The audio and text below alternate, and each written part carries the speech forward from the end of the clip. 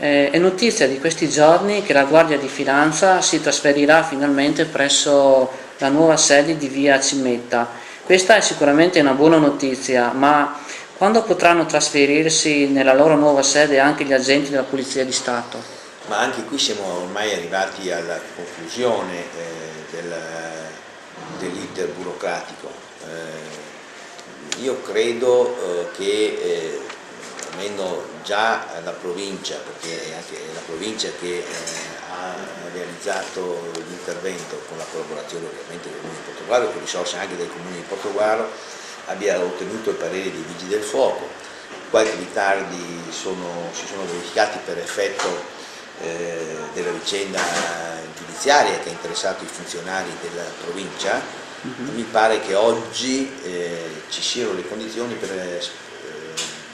prevedere un trasferimento dall'attuale commissariato a quello nuovo di via Cimetta. Io credo che sicuramente prima della fine dell'anno, sicuramente.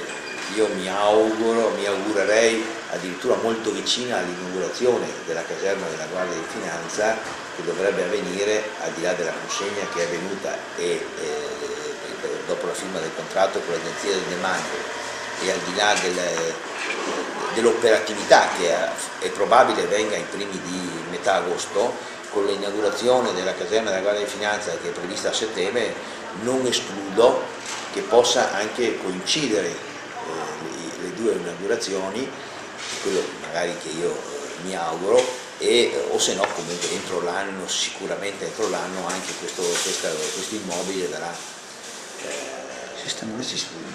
utilizzato dal commissariato e quindi avremo anche in questo caso due nuovi servizi aggiuntivi funzionali che ci possono in qualche maniera dare risposte ai cittadini rispetto ai loro bisogni, Di sicurezza, ma infatti. anche un problema di sicurezza.